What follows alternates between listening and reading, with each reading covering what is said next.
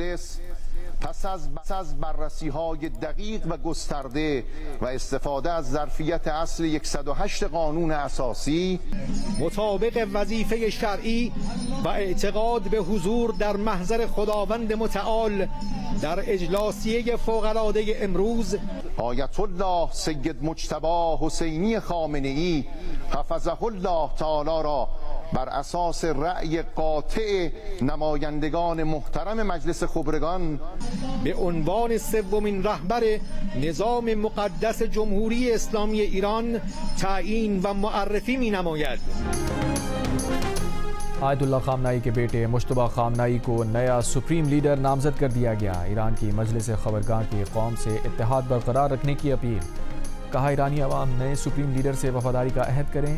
موجودہ حالات میں قومی اتحاد اور یکجہتی ضروری ہے.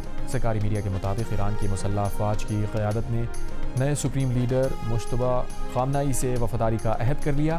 پاسداران انقلاب نے کہا ہے کہ مجتبی خامنہئی کی پیروی کے لیے تیار ہیں. امریکی صدر پہلے ہی کہہ چکے ہیں کہ ایران کے سابق سپریم لیڈر کے بیٹے مجتبی خامنہئی کو جانشین بنانا قابل قبول نہیں. مجتبی خامنہئی کے والد کی پالیسی جاری رکھیں گے اور اگلے 5 سال میں دوبارہ امریکہ اور ایران تنازع ہوگا. نئے ایرانی سپریم لیڈر کے انتخاب میں واشنگٹن کی رائے بھی ہونی چاہیے. امریکہ کی منظوری نہ ہوئی تو نیا سپریم لیڈر زیادہ دیر نہیں چل سکے گا. اسرائیل نے بھی خبردار کیا تھا کہ نئے ایرانی سپریم لیڈر کو نشانہ بنایا جا سکتا ہے. نئے ایرانی سپریم لیڈر کی حمایت میں ایران کے مختلف شہروں میں ریلیاں.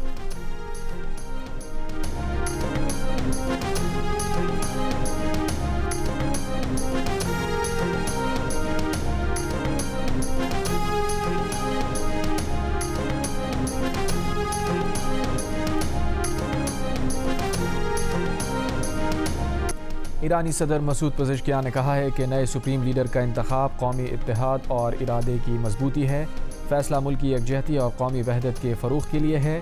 ایرانی نیشنل سیکیورٹی کونسل کے سیکریٹری جنرل علی لاریجانی نے کہا ہے کہ نئے سپریم لیڈر موجودہ حساس حالات میں ملک کی قیادت کر سکتے ہیں.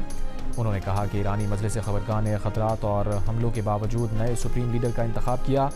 ایرانی عوام کو نئے سپریم لیڈر کی قیادت میں متحد رہنا چاہیے. اسپیکر ایرانی پارلیمنٹ کا مجتبی خامنہئی کو سپریم لیڈر منتخب کرنے کا خیر مقدم. کہا نئے رہنما کی پیروی کرنا سب کے لیے مذہبی اور قومی فریضہ ہے.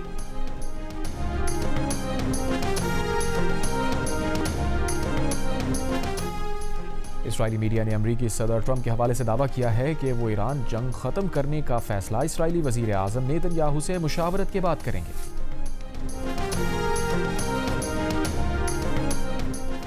مشرق وسطی جنگ کے اثرات. عالمی منڈی میں تیل کی قیمتوں میں اضافہ. برنٹ خام تیل تقریباً 17% اضافے کے بعد $108 فی بیرل تک پہنچ گیا. امریکی خام تیل کی قیمت میں بھی تقریباً 19% بڑھ کر $108 فی بیرل ہو گئی. ماہرین کا کہنا ہے کہ مشرق وسطی میں جنگ طویل ہوئی تو تیل $120 فی بیرل تک جا سکتا ہے. امریکہ نے ایران سے جنگ میں اپنے 7ویں فوجی کی ہلاکت کی تصدیق کر دی. امریکی سینٹرل کمانڈ کے مطابق امریکی فوجی 1 مارچ کو سعودی عرب میں امریکی فوجی اڈے پر حملے میں زخمی ہوا تھا جو بعد میں دم توڑ گیا. امریکی محکمہ خارجہ کی سعودی عرب میں امریکی سفارتی عملے کو فوری طور پر انخلا کی ہدایت.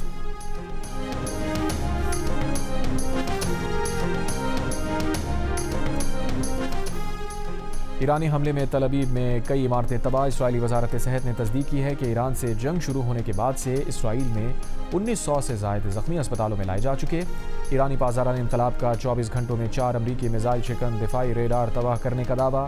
چینی خبر ایجنسی کے مطابق ایرانی حملے میں متحدہ عرب امارات کی جہاز کھینچنے والی ٹگ بوٹ سمندر برد ہو گئی.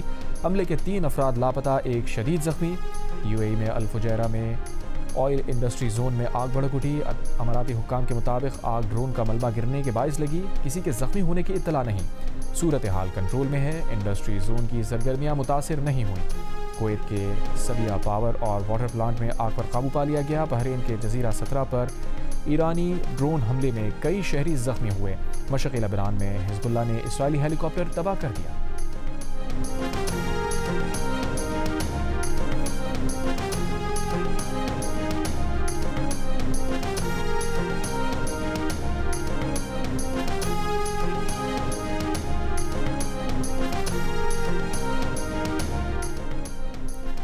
اصفہان میں ایران کے جوہری شعاع ریزی کے مرکز کو اسرائیلی و امریکی حملے سے نقصان.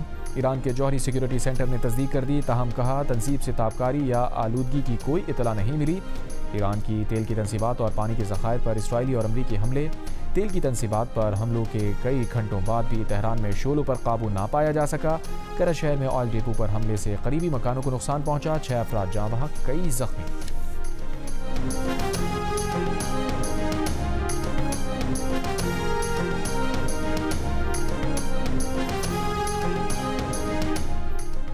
اسٹیٹ بینک کی مانیٹری پالیسی کمیٹی کا اجلاس آج ہوگا. پالیسی اجلاس میں شرح سود پر فیصلہ ہوگا. مالیاتی شعبے کی اکثریت کا اندازہ شرح سود 10.50 پر برقرار رکھے جانے کا ہے.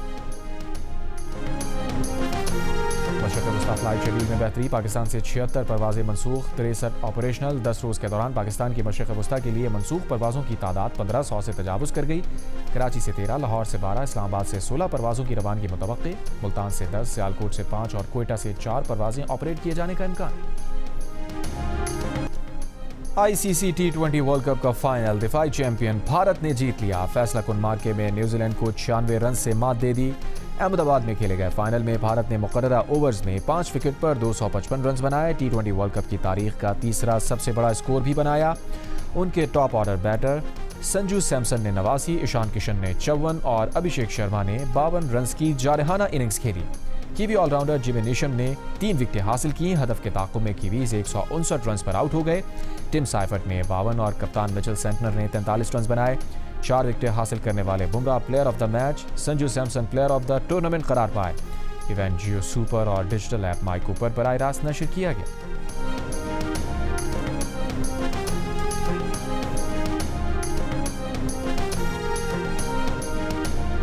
اسلام آباد میں عورت مارچ میں شریک تمام خواتین کو چھوڑ دیا گیا. پولیس رائے کے مطابق خواتین کو دفعہ 144 کی خلاف ورزی پر حراست میں لیا گیا تھا.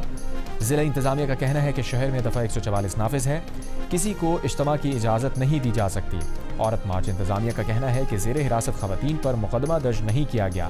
معافی نامے پر دستخط کرنے کے بعد خواتین کو رہا کیا گیا. رہا ہونے والی صحافی فرد فاطمہ نے کہا، کوریج کے لیے فون نکالا تو فون چھین لیے گئے. ویمن پولیس کی SHO نے ہمارے ساتھ ناروا سلوک کیا، ہمیں تشدد کا نشانہ بنایا.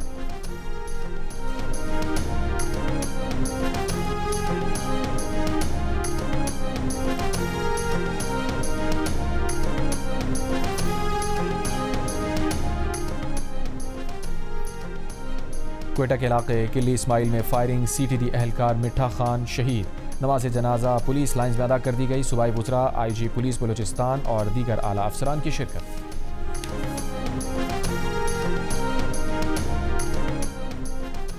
لکی مروت کے سرائے نورنگ بازار میں پولیس پارٹی پر نامعلوم موٹر سائیکل سواروں کی فائرنگ. 1 شہری جاں بحق، 1 پولیس اہلکار زخمی، حملہ فرار. میئر کراچی مرتضی وہاب نے کہا ہے کہ 35 سال بعد نیٹو JT پل کے ایکسپینشن جوائنٹ کی مرمت کی. ماضی میں اس پل کی مرمت کا کوئی کام نہیں ہوا. وفاق کو خیال نہیں آیا تو KMC نے کام شروع کیا. 60 کروڑ کی لاگت سے پل کی مرمت اور اسے مضبوط کیا. یہاں بہترین مینگرووز پارک بنائے جا رہے ہیں. اپریل میں پارک عوام کے لیے کھولیں گے.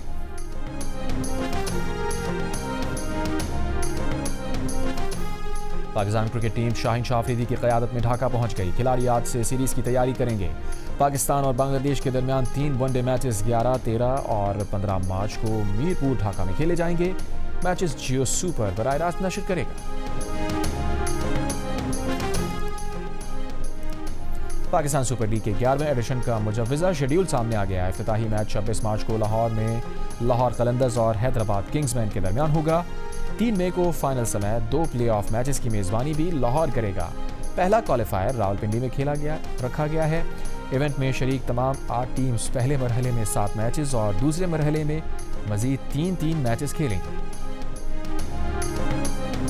5 گیندوں پر 5 وکٹیں. نیوزی لینڈ کے فاسٹ بولر بریٹ رینڈل نے فرسٹ کلاس کرکٹ میں نیا ریکارڈ بنا ڈالا. سینٹرل ڈسٹرکٹ کی طرف سے ندرن ڈسٹرکٹ کے خلاف یہ کارنامہ انجام دیا. انہوں نے مجموعی طور پر 12 گیندوں پر 7 وکٹیں حاصل کی. اور یوگنڈا کے جیکب کپلیمو نے ہاف میراتھن کا عالمی ریکارڈ بنا دیا. جیکب کپلیمو نے 57 منٹ 20 سیکنڈز میں لسبن ہاف میراتھن مکمل کی. اس سے قبل ایتھوپیا کے یومیف کجلچا نے 57 منٹ 30 سیکنڈز میں ریکارڈ بنایا تھا.